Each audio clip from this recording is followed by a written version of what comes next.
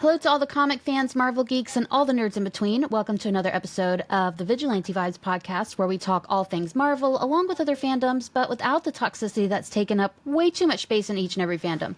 I'm your host, Megan Nicole, and we are here today to have an episode of Elevating the Nerdy Voices of the Rainbow, where we lift up the voices of the LGBTQIA+ communities. And today I am joined by my fellow comic book nerd, the lovely Bekka. So why don't you tell us a little bit about yourself? My name's Bekka. I am 28. I have been a Marvel fan since I was about 7 years old, I think it was, but a comic book reader for the last 10 years. I think I was mainly movies before then. And I'm a massive Marvel nerd, to be honest. So, yeah.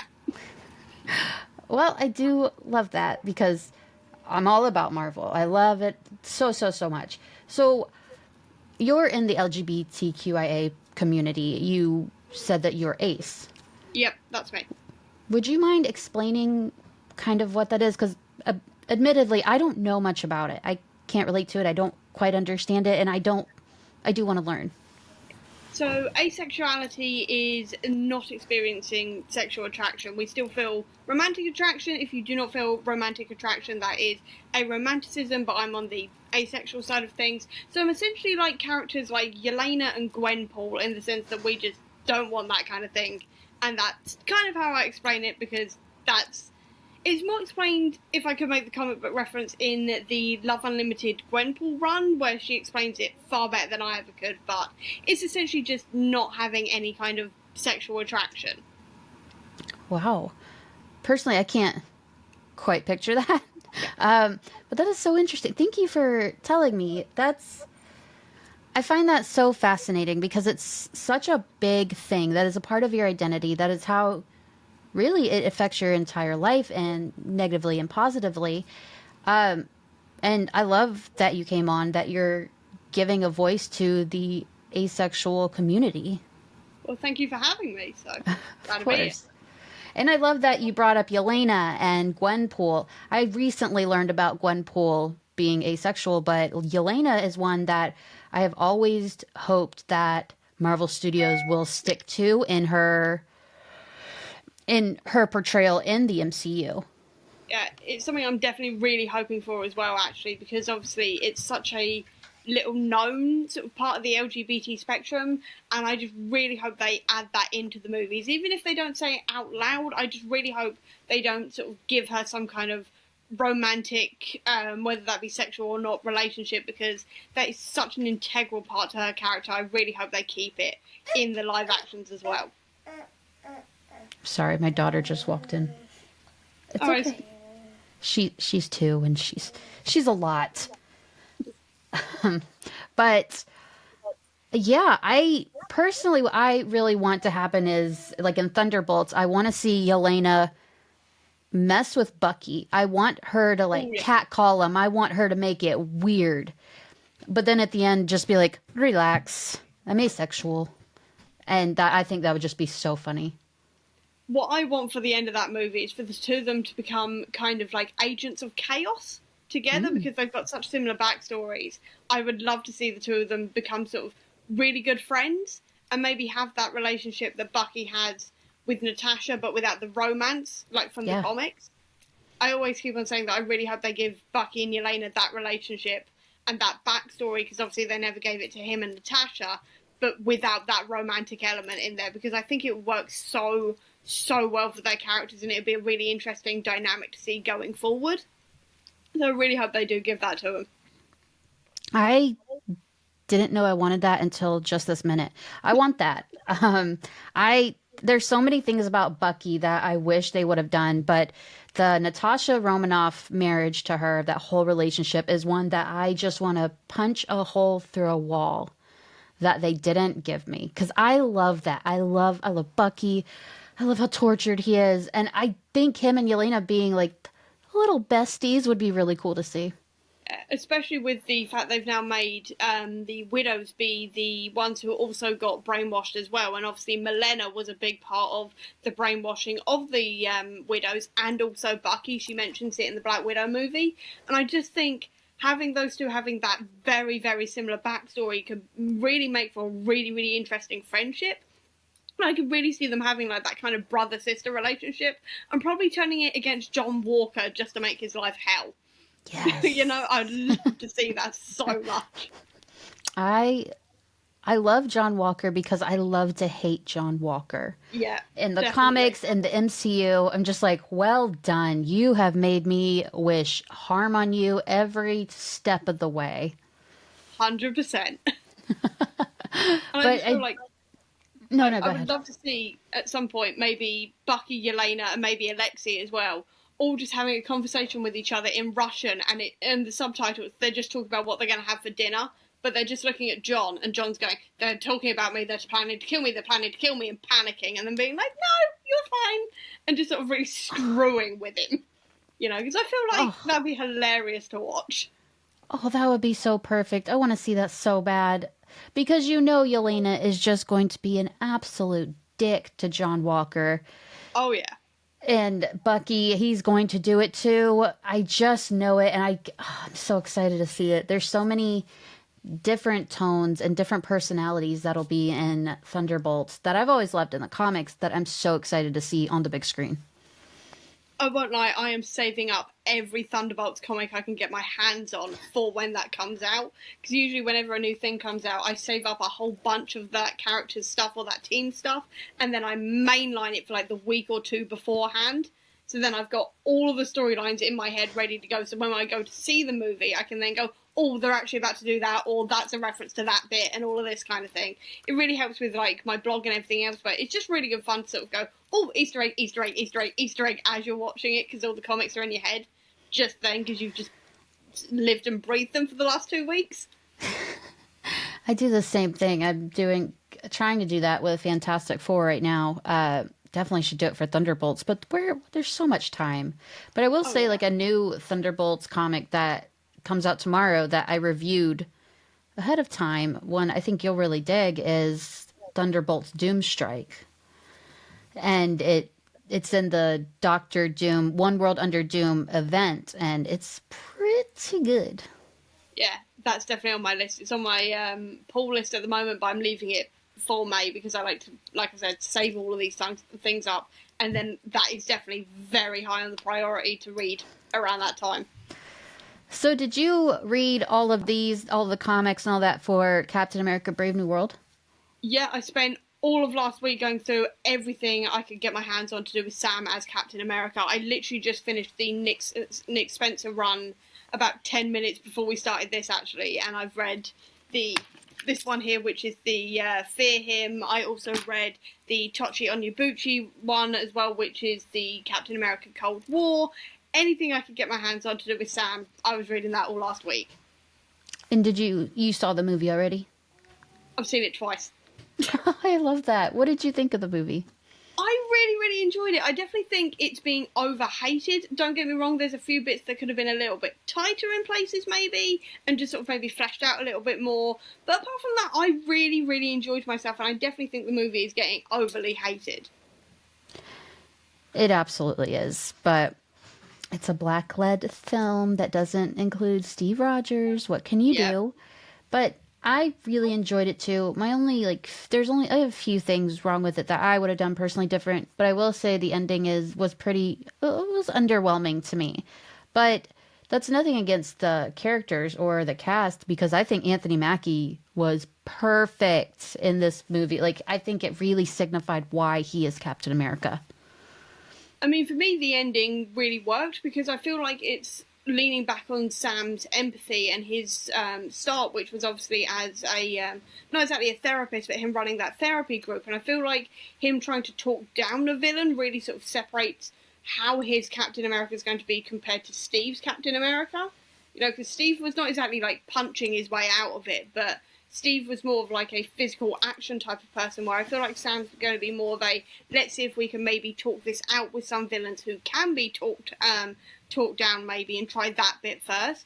And I really did quite like that it sort of really showed Sam's empathy, and I feel like Sam's greatest strength is his empathy. So I really, really like that myself personally. I I can did totally like see why like you thought it was yeah. abrupt. I did like that he talked him down because I completely agree. I think it showed a different side of Sam that does separate him from Steve Rogers.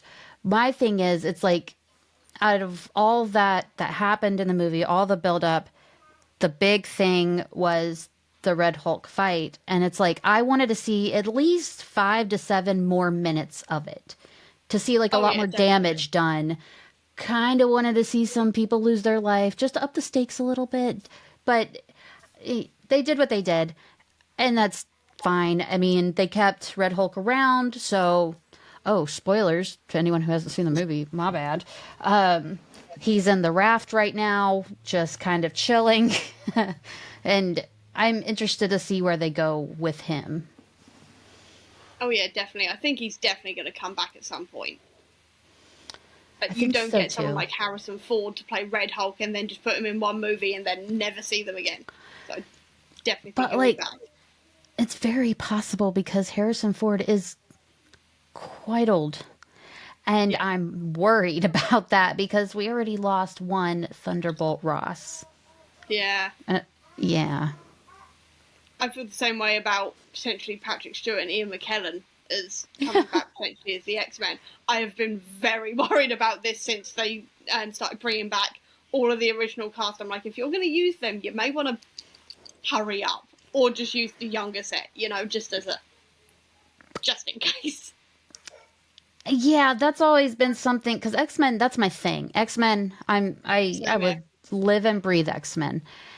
And you see, look at Sir Ian McKellen or Patrick Stewart, and you're just kind of like, please don't ever leave this earth because we don't deserve you, but we want you to stay. Yeah, absolutely feel the same way, to be honest, because the X-Men were my first hit at Marvel, to be honest. So that's the Oh, first thing I saw when I was 7. So I grew up with them. So I'm very much like, please don't ever leave. Like please just go to Tahiti. Just go live on Tahiti. that's an awesome To make the reference. age of reference, though. Have you read any of the new X-Men comics? I am currently in the process of catching up with the Krakoan era because I got like a little bit the way through, and then because I buy them digitally, I was constantly waiting for them to go on sale just because it was a lot cheaper to wait until they were down to like £2.50 instead of like £12, £13 for a digital comic. And so I got really, really far behind, but I'm now up to the final part, I think it is. I'm getting into the Fall of X now, so I'm getting up to that bit at the moment, but it's just taking me a really long time because there's so many in Oh those my series, god. and trying to Yes. keep up with it all is just ridiculous. It was exhausting at that point when it was all coming out week to week because so much happened and there's so many crossovers and you have to keep up with every single thing. And I was like, man, they're asking the impossible by putting out so much at once. So when they rebooted with From the Ashes, I was like, what are they going to do now, those little bastards? But I've loved pretty much everything that's come out with From the Ashes. I mean, like, that's some of the best X Men writing I've ever read. Awesome, I'll look forward to that because I know it was so exhausting just finding the reading order because for my blog I wanted to make a proper reading order for it and it had to go into 2 parts because obviously it was so big and it broke my brain trying to write all of this out. And in the end, I've written that blog post. I'm now going to not have to look at the X-Men for at least a week because my brain will just explode if I try it again. And in the end, I had to make a simplified version as well of just the essential stuff, so people could get through it because obviously it's such an interwoven thing. But there are still some that you can sort of maybe drop, I guess you could say, and just sort of go, well, that's not completely essential, so you can leave that just for a bit if you want to, just to try and simplify that little bit because it was just there was so much going on in that event. It was unbelievable. Oh, I almost gave up like 3 times because I was reviewing the comics as they came out. Oh god. And I remember just getting more and more frustrated every week. I was like, my brain cannot take any more. Give me a week break. That's all I'm asking, Marvel, because I am exhausted. But like, I loved everything I read because it's X-Men. It's a huge event. It changes the X-Men comics forever. But I was like, dude, if you don't get Jean Grey and Rachel Summers out of my face right now, I'm gonna lose it. Yeah. I mean, my thing was like, can we just have more Legion? Because I'm a massive fan of Legion. So I was like, can we just have maybe a little bit more of him and maybe a little bit less of the others, but just more Legion, please? And then they never gave me more Legion. I was really sad about it. Such an underrated character. Like, I know. he Did got you his ever own see? show. Yeah. I was about to say, did you ever see the TV show? I did. It's a little bit of out of my wheelhouse just because I really like the character, but all the not horror things, but like the thriller, not psychedelic, but like kind of the weird stuff. It goes kind of over my head because I'm just kind of, I like what I like. I like normal, just the regular shows.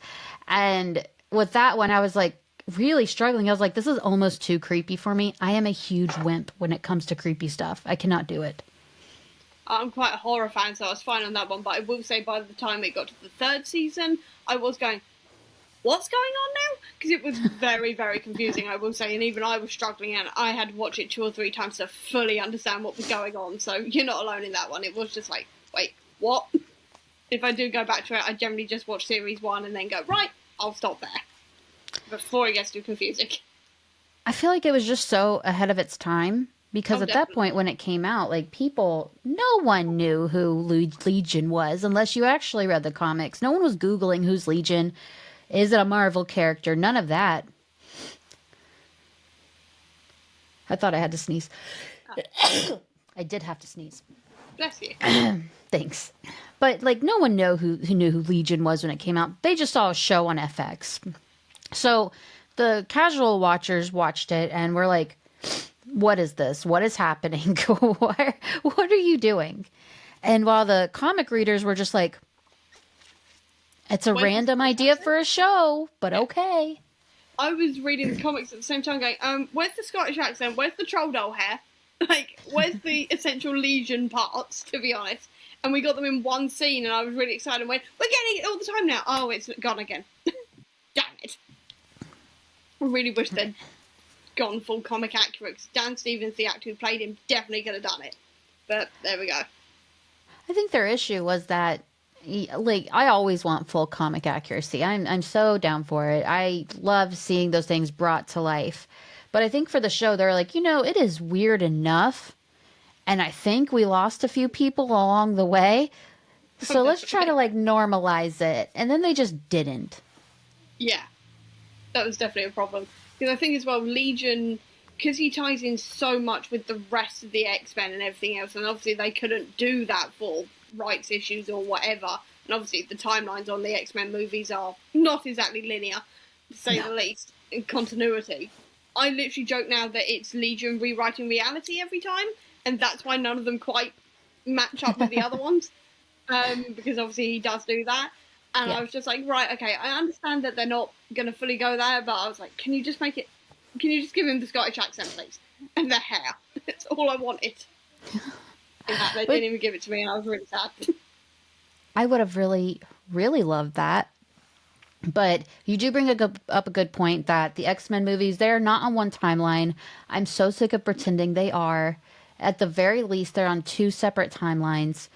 And I don't know what the creators of these movies were quite thinking because, like, a massive X-Men fan, I do love the movies because, like, again, you're seeing these characters come to life.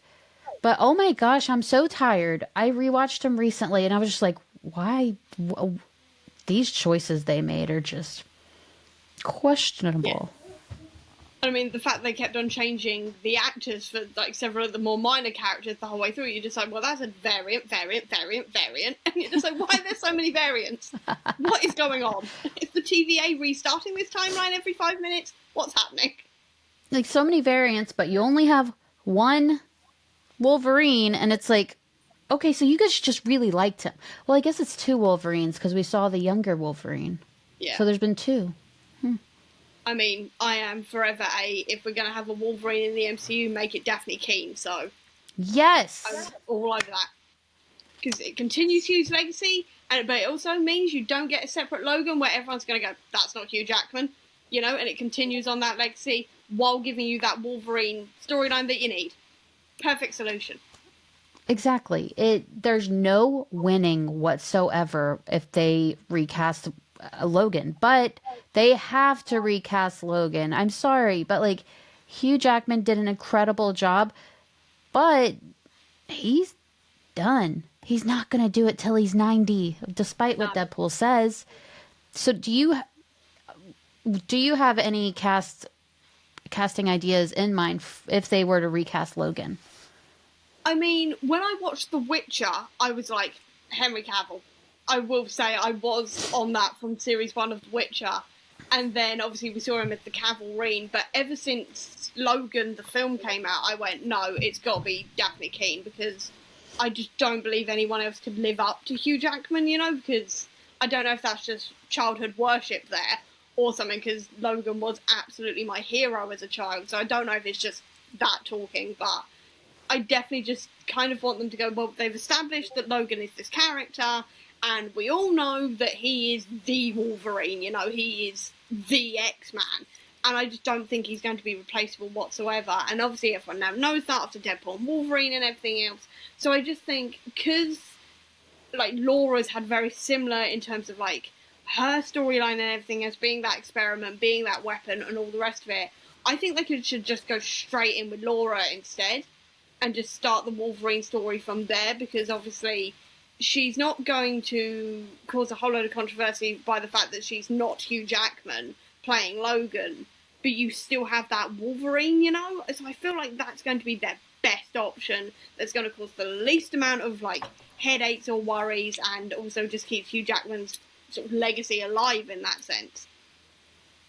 I agree completely. First of all, Laura is a like she's such a good character. Oh Just yeah. through and through. Comic wise, MCU wise, Fox wise, I guess. And I'd really like to see them continue that because no one can deny, like, we all got hyped when we saw her in Deadpool and Wolverine. She was so good in Logan. And they're doing some really incredible stuff with her in the comics right now. So why wouldn't you bring her in? She's so dope. Because I reckon Hugh and Wade will probably be back for like Doomsday and Secret War, at least Secret War, I reckon, because Hugh Jackman was actually meant to be doing a concert at Hyde Park this July, and now he's had to cancel it for scheduling issues. And I've gone, are you about to go do a bit of an appearance somewhere and you've had to cancel for that reason? It was conspiracy theory brain going immediately. But I think if they do bring him back in those, he's going to die at the end of that. And we could see a bit of Tom Taylor's Wolverine run where Laura takes on the mantle of Wolverine and she wears like a version of his suit and says, if I keep his name and I wear his suit, he's not dead and it's his legacy carrying on. And I think that'd be such a beautiful way of doing it. So you can like put that line under it. He got to be in the main MCU and everything else, but then you have a legitimate reason as to why he's not around anymore and why Laura is now the Wolverine. I think that's really the only way to go here. I loved when they did that in the comics. I loved her suit. I loved it all so much. And I'm not usually a big fan of when a comic character kind of copies the style of another one, but I think with Wolverine and Laura, it makes the most sense. So, what are you gonna do? Bring in Daniel Radcliffe to Yeah, like I love Daniel Radcliffe, but he's not Wolverine. He can definitely be someone yeah, else. I'm not entirely sure yet who yet, but he's not Wolverine. yeah, None of them are going to live up to him. yeah. I agree, and I feel like the time to recast. I feel like that ship has sailed ever since Wolverine was in Deadpool and there was no recasting of him and we saw all the variants of him. I feel like it's done. There's no recasting now. Yeah, definitely. I think with variants, they have given themselves an out with maybe a few characters, but definitely not Wolverine. Definitely not Wolverine. There's no one else.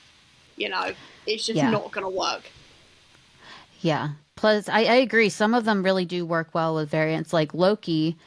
Oh yeah. I his variants I find his variants to be the most fun. I know we just had Deadpool Corpse and all that, but Loki's, each one is so masterfully different than the other, but they all have the same values, which is mischief. But now we have him as the god of stories. Do you think there's any way the god of stories will be involved in Doomsday or Secret Wars? 100%. I won't lie, this is what most of my brain time is made up with, is making ideas as to how this is all going to go. But with Loki now being the god of stories, and now knowing about the TVA and variants and the different universes and everything else, he is going to be such a resource if they don't, he's got to be in it, because he's going to have so many answers that they're going to need to deal with Secret Wars. Because I definitely think they're going to go through the battle world side of things. I definitely think they're going to go for the more modern take on Secret Wars, like the second one that they did, instead of like the earlier one. And I definitely think he'll be in there somewhere, if not just to be there to help explain about incursions, the multiverse, and variants, and all of this kind of thing. I definitely think he's going to step in at some point. I don't see them writing him out entirely. I don't either. And Tom Hiddleston loves playing Loki so much. He has been so open, saying, I want to come back. I'll do it as long as they let me do it. And it's like, you don't just lose that passion and write him out. And he's the god of stories. I want to see where that goes. And I think Secret Wars, I do think they're going to use him somehow to make a kind of soft reboot of the MCU at Secret Wars, which will bring in the X-Men and all that. But I think Loki will be the one to do it. Definitely. And I also, because obviously he's the one who kind of kick-started the Avengers as well, I think, it back in Assemble, I definitely think it'd be a really nice thing for him to maybe kick-start it again and to help sort of fix the world this time as well, and sort of bring it all together. I think because obviously Loki brought together the Avengers, I'd love to see him then bring together the worlds somehow in that sense. I think that'd be a really fun thing to see for his character, Plus, we have to see Thor and Loki reunite. We have to see Exactly. Loki has to see his brother as an adoptive father now, and Thor has to see Loki as the god of stories. The annoying brother who played all these pranks and to get what he wants is now god of Hero. stories. Yeah. I would love to see that, because obviously I'd love to see Loki interact with Love as well, because I feel like the mischief those two could cause would just be hilarious. That needs to be its own mini set of shorts immediately, like the I Am Groot stuff. But I'd love to see that, but also I'd love to see Loki introduce Sylvie to Thor as well and be like, hi, by the way, this is me, but as a different version of me. Congratulations, you have another sister. And sort of see this extended variant family, adoptive family and everything else. I think it'd be so much fun to see. And as long as the sun doesn't shine on them again in Valhalla, I'm fine. Because if it's in Valhalla, I will not be happy. I don't want to talk about that. I can't No. handle it. If Loki dies, there's a few characters that I'm just like, if they take it away from me, I will commit a felony. Yeah. And Loki is one of them. That it's like, we have been through such character arcs with him. We grew with him. And if you take him away from us, I swear to God, Marvel. Yeah. I mean, I remember watching Thor the Dark World for the first time and seeing Loki die and turning to the person I was with and going, I will swap Tony for Loki to come back. I was so Yup. I was like, I'm not having him go. He's not going. Give him back to me. And then obviously we got the ending and I was like, and breathe. And I remember watching, I should have learned by this point, watching the Loki TV show and watching him get pruned in the first one. I remember screaming, no! And everyone else in the house who was with me at the time went, oh, Loki's just died, and then screaming, oh, thank God, when he came back, when we saw him in the void. I was like, oh, thank God. I should have realised by now that the guy doesn't die. Yeah. He's the Marvel equivalent of a cockroach, but I was like, don't kill him. Don't kill him. Yeah, it's like how Endgame Infinity War starts and they just Thanos offs Loki and everyone in the theater was like, no, oh my God. I'm like, do you guys know who Loki is? And then Marvel said, oh, you're getting a Loki show. And I'm like, what did I say? Yeah. I mean, what gets me is that Tom Hiddleston thought that was it. When he got his neck snapped, he was like, oh, that's it. And then 2 weeks later, they went, actually, we've got an idea. And he went, I'll do anything. Please. I didn't know that. That's amazing. Yeah. So he genuinely thought that was it. He was gone. Everything else. And he was mourning him. And then 2 weeks later, they went, actually, we've got a show idea. And he was like, okay, I'm in. It's Loki. I'm here.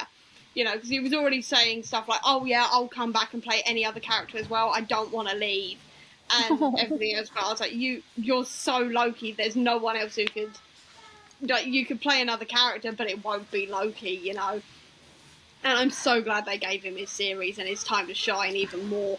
Because I will forever be annoyed at that neck snap. Because I was like, Loki's had like 10 years at this point to find a way to not die by Thanos' hands. You know, and I was fully on that, oh, he transformed into a bit of rubble. He's actually the Hulk, like pretending to be the Hulk. And that's why Bruce couldn't Hulk out the whole way through Infinity War and everything else. I was fully on those proper conspiracy theories because I was like, he cannot be dead. I've lost half of the universe. I cannot lose Loki as well. It makes me want to get a Loki tattoo real bad, just so I can carry him with me all the time. Oh yeah, I'm with you on that So, one. so this has been so much fun getting to know you and talking comics, and it's gone so fast. It's been such an effortless conversation. I appreciate you being here and talking to us, talking about comics, and schooling me some on being Ace. Like that was really cool to learn. Well, thank you for having me. It's been great fun. I'm always Thank down to you. talk about Marvel, so. A woman after my own heart. So, where can our listeners find you?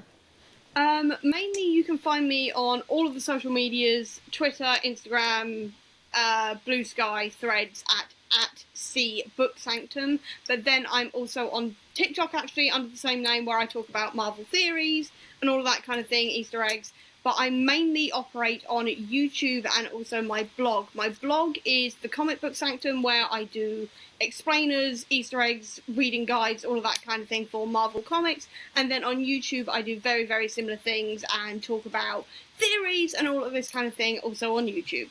So I'm kind of everywhere. Well, that's amazing. Whoever is watching or listening to this episode, just look in the notes right below the episode, and there will be all the links to where you can find Bekka and all of her comic book endeavors. So, thank you so much for joining me. You're welcome back anytime. Thank you, and thank you very much for having me. Of course. Thank you for listening to this episode of the new and improved Vigilante Vibes. Wherever you're watching this episode, click that subscribe button so you don't miss any more of my amazing guests like Bekka or any future episode. Thank you for listening. I hope you enjoyed it. Have a marvelous night.